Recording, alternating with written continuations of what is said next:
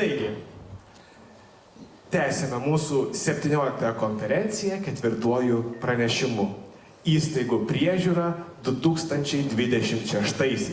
Kas svarbiausia? Pranešėja Valstybinės ligonių kasų įstaigų priežiūros departamento direktorė Lina Vitkauskienė. Gerbiama Lina, laikas jums. Ačiū, mielieji, tęsime mūsų konferenciją. Sveiki visi susirinkę po skanios pertraukėlės, tikiuosi ir pabendravote, ir pasikalbėjote, ir pasidalinote savo mintimis. O šiandien aš norėčiau trumpai pristatyti, kokiegi bus įstaigų priežiūros prioritetai, kas yra dabar ir kas bus vėliau.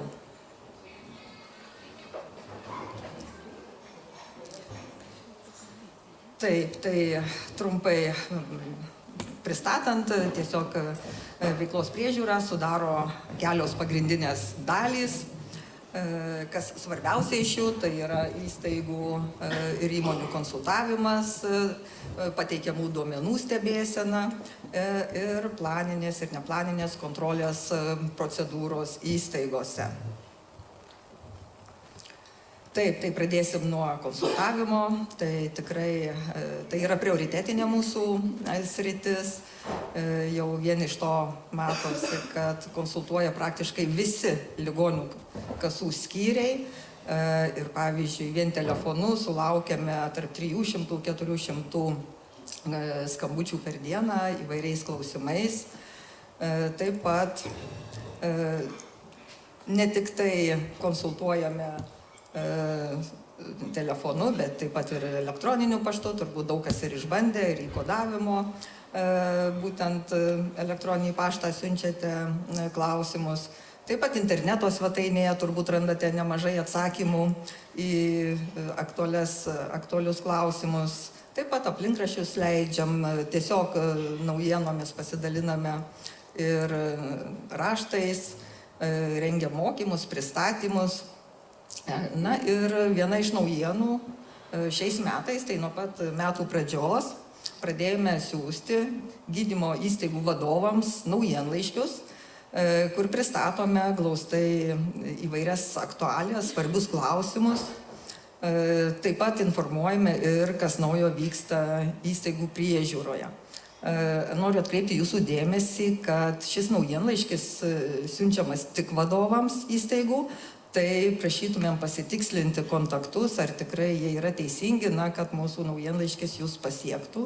Ir tikimės, kad pasidalinsite tom žiniom ir su savo kolegomis.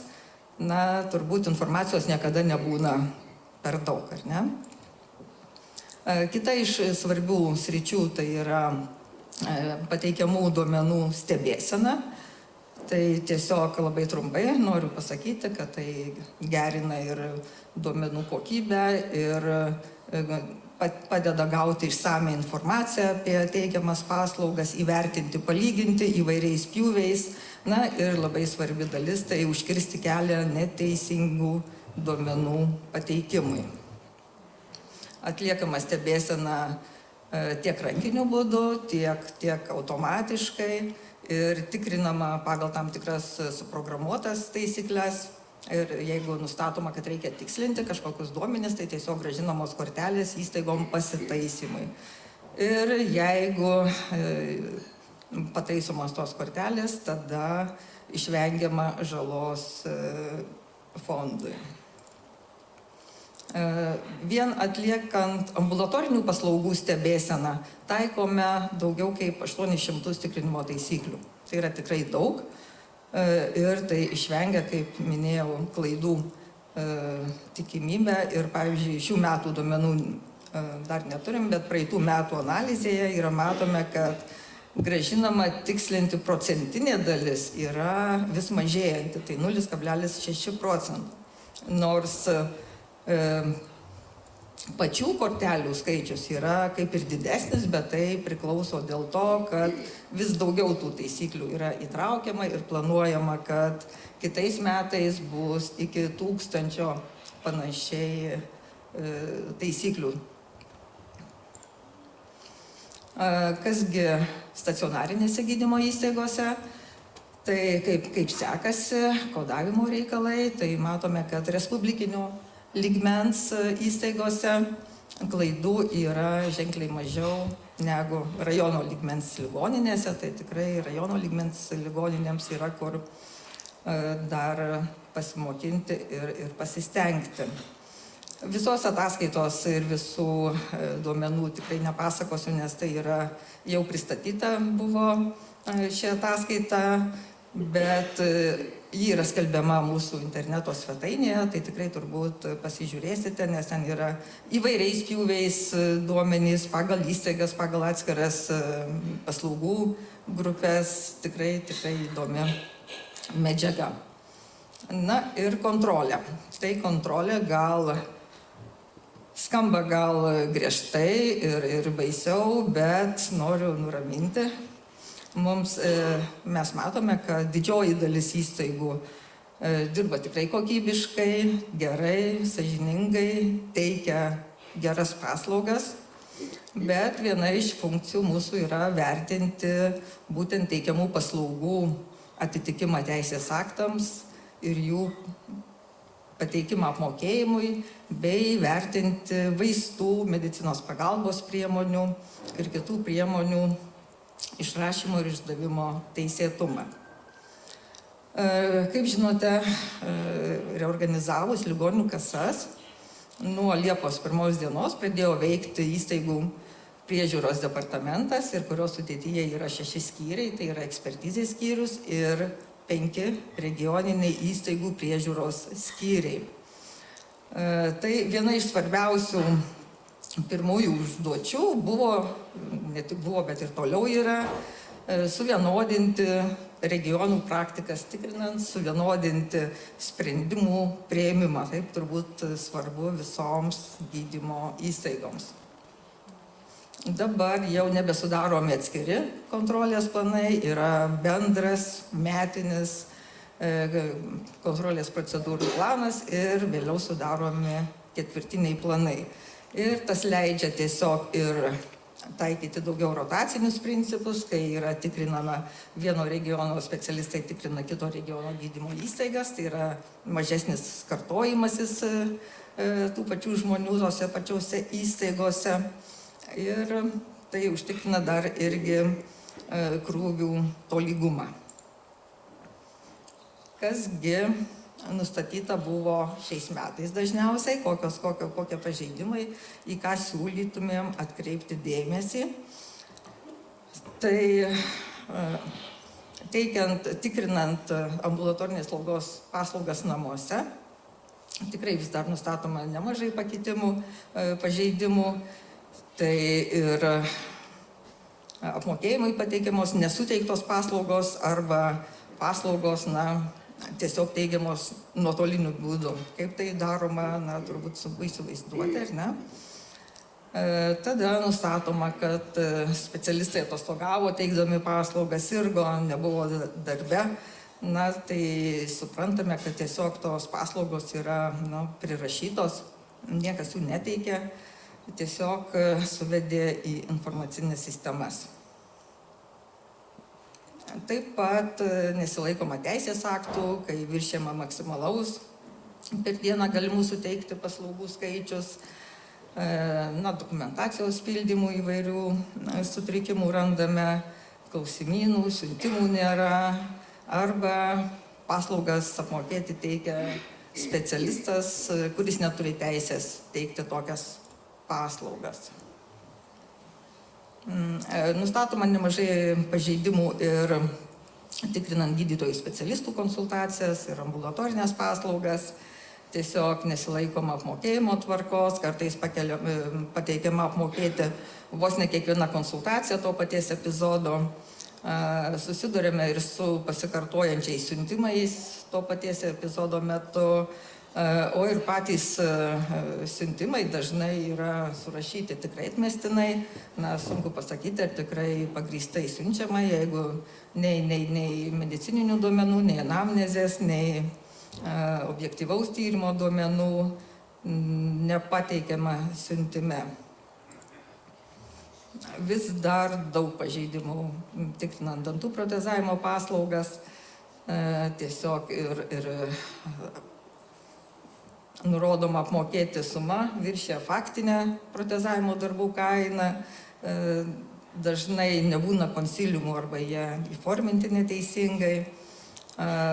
Konsiliumo metu išvadose nurodyta būtent protezuoti vienos srities dantis, protezuojama visai kitur, vadinasi, neatsižvelgiama į tų konsiliumo išvadų rekomendacijas. Na ir dar pasitaiko, kad pateikima apmokėti nebaigti, arba net ir nepradėti dantų protezavimo darbai. Brangiųjų tyrimų. Atliekant brangiuosius tyrimus, svarbu atkreipti dėmesį į skirimo indikacijas, kad žiūrėti, kokia indikacija ir kokie tyrimai yra skiriami. Ir dar nemažai pasitaiko, kad siunčia ne tie specialistai, kurie galėtų siūsti. Kaip žinom, gali siūsti gydytojai specialistai, o siunčia ir medicinos gydytojai, ir šeimos gydytojai retkarčiais. Tai to neturėtų būti. Taip, neteisėtos priemokos. Čia tikrai labai plati tema. Ir šiais metais mes tam skirime tikrai daug dėmesio. Iki šiol per šios metus nustatyta apie 400 000 net neteisėtų priemokų, tai tikrai didelė suma. Ir daugiausia šių mokėjimų nustatyta teikiant konsultacijas, dienos stacionaro paslaugas, dienos chirurgijos paslaugas. Ir tiesiog susidurime su tokiais atvejais, kai tiesiog reikalaujama mokėti už aukštesnį paslaugos standartą, už vadybininką, už tiesiog pasakant, kad tai yra privati įstaiga ir čia viskas mokama. Tai tikrai tikimės, kad naujasis įstatymo pakeitimas šią sritį pagerins, bus mažiau neaiškumų. Taip, ir kasgi mūsų laukia 26 metais. Kokie mūsų planai, principai. Tai mūsų tikslas ir 26 metais yra paprastas, tai tiesiog dėmesį koncentruoti ten, kurio labiausiai reikia. Tai planuojame daug dėmesio skirti ir prevencijai, ir partnerystiai, ir rezultatams, ir kad tiesiog mažėtų administracinė našta įstaigoms. Jau dabar dauguma tikrinimų daroma nuotoliu, gauname duomenys iš informacinių sistemų, iš e-sveikatos ir dokumentų prašome tik tada, kai jau jų nėra niekur kitur. Tai, kaip minėjau, stengsimės dėmesį koncentruoti ten, kurio labiausiai reikia, o tikrinti ten, kur yra didžiausia rizika. O ta rizika apskaičiuojama ir nustatoma pagal atskirus rodiklius. Tiesiog vertinama sveidros duomenys, stebėsenos duomenys, vertinami paslaugų skaičiaus pokyčiai, kontrolės procedūrų metu nustatyti pažeidimai, nustatytos žalos santykis su metinė sutartinė suma, grąžintų tikslinti kortelių santykis ir visa tai suskaičiuojama, paverčiama balais ir gauname tiesiog didelės rizikos įstaigas, vidutinės rizikos ir mažos rizikos. Tai daugiausia tikrinimai atliekami didelės rizikos gydymo įstaigose, o vidutinės ir mažos rizikos tikrai tikimybė mūsų sulaukti ženkliai mažesnė yra. Taip pat, kaip minėjau, žiūrime į paslaugų pokyčių, matome, kad dienos stacionaro paslaugų didėja, dienos chirurgijos, konsultacijų, siuntimų skaičiai didėja, visa tai tiesiog iššaukia mintis, kokios turėtų būti kryptys nustatomos tolimesniems tikrinimams. Pavyzdžiui, vertinami ir įvairūs netolygumai įvairiuose paslaugose, nes tikrai duomenų pas mus yra labai daug ir tiesiog vertinama, ar tai negali būti perteklinės paslaugos. Pavyzdžiui, kyla klausimų, kodėl vienoje įstaigoje net 20% pacientų kartojamos kolonoskopijos paslaugos. kai vidurkis bendras yra apie 4 procentus. Taip pat ir intervencinės kardiologijos procedūros, tai tiesiog irgi randame, kad kai kuriuose įstaigose pasikartojančių procedūrų skaičius yra didesnis, na ir kyla minčių, kodėl tas vyksta. Taip pat, kaip ir direktorius minėjo, žiūrime įstaigose suteiktų paslaugų sudėti tiesiog, kodėl vienose įstaigose visos komplikuotos, na, arba didžioji dalis, arba didesnis ženkliai procentas komplikuotų, sudėtingų paslaugų, o kitose ne, tai, na, duoda tiesiog minčių, ką mes turėtumėm žiūrėti kitais metais, į ką atkreipti dėmesį. Taip pat, tai būtent viską įvertinus, visus duomenis, tikrinimų duomenis, pacientų skundai irgi užima didelę sritį ir plačią. Tai nustatomas kontrolės procedūrų planas, o po to ketvirtiniai planai. Ir visi šitie planai yra skelbiami mūsų interneto svetainėje. O čia matote jau patvirtintą kitų metų kontrolės krypčių planą. Tiesiog, turbūt kaip matote, pirmąjį ketvirtį numatyta tikrinimai tokiuose paslaugose kaip intervencinės kardiologijos, kolonoskopijos, dantų protezavimo, ambulatorinės paliatyvios pagalbos ir ambulatorinės slaugos paslaugų namuose. Vėliau bus tikrinamos ir planuojama ir gydytojų specialistų konsultacijos, dienos stacionaro, vaikų ankstyvosios reabilitacijos paslaugos. Daug dėmesio skirsime ir siuntimų pagrįstumui nustatyti. Taip pat aktuali tema yra antimikrobinių vaistų skyrimas, nes tai yra tiesiog ne tik žala fondui turbūt, bet ir, kaip žinote, augantis antimikrobinis atsparumas. Taip pat, na, ir ortopedijos priemonių išrašymas ir dienos chirurgijos paslaugos. Tai šitos paslaugos planuojama 26 metais planinė tvarka atlikti kontrolės procedūras, bet galiu pasakyti, kad čia nebūtinai tik tai šitos gali būti. Jeigu mes gaunam ar skundų kažkokiu ar panašiai, mes galim neplaninės procedūros metu tikrinti kitas sritis, kitas kryptis. Na ir labai svarbi dalis tai yra grįžtamasis ryšys. Visose patikrinimo pažymose paskutinis punktas tai yra mūsų prašymas užpildyti grįžtamojo ryšio klausimyną. Ir ši anketa yra tikrai anoniminė ir prašyčiau tikrai užpildyti, sugaišite 5 ar 10 minučių, tikrai nedaug, bet mums labai svarbu gauti informaciją, kaip mums sekėsi, kaip jūs vertinate mūsų darbą ir ką mes galėtumėm daryti geriau. Aišku, nesitikim pagirimų, kaip anksčiau buvo išsakyta ankstesniuose pranešimuose, bet tikrai lauksim jūsų minčių.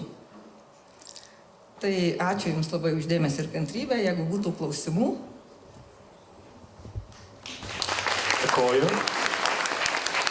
Dėkojame direktoriai Linai. O taip, matau klausimą, netrukus prie Jūsų prieisiu.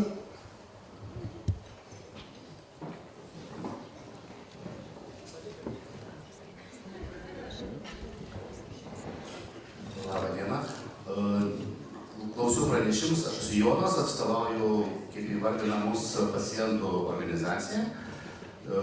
Čia klausiausi pranešimo ir dabar toksai, kaip tikėjausi, gal labiau tinka jums tas klausimas.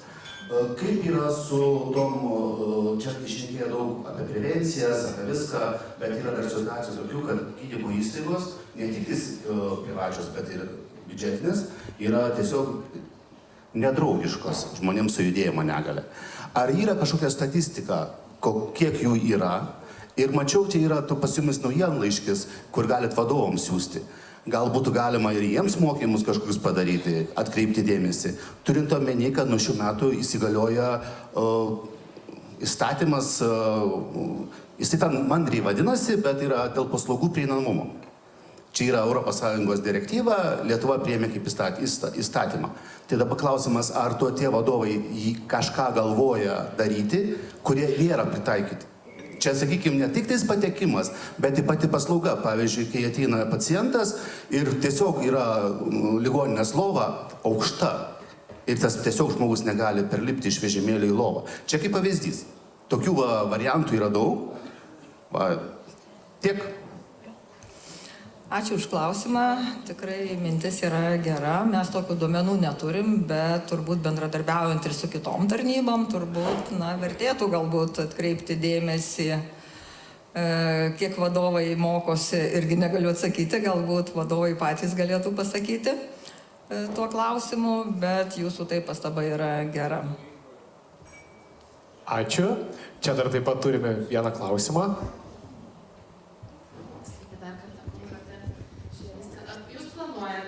Integruotis su e-sveikata per sveikrą tiek, kad medikui nebereikėtų vesti dvigubai informacijos tiek į sveikrą, tiek į e-sveikatą. Tai mes suprantam, kad iš tikrųjų būna ir apsunkinimų, kai reikia suvedinėti tos duomenys, ypatingai kai yra strigimai kažkokie. Tai šiaip visą laiką stengiamasi, kad ta administracinė našta mažėtų, kad tiesiog turbūt suvedus duomenis į savo vidinės sistemas, turbūt jį patektų ir į e-sveikatą ar Sveidros duomenis. Tai čia galbūt daugiau informacinių technologijų specialistai galėtų pasakyti, kaip tą gali padaryti. Ačiū. Ačiū gerbiama Lina.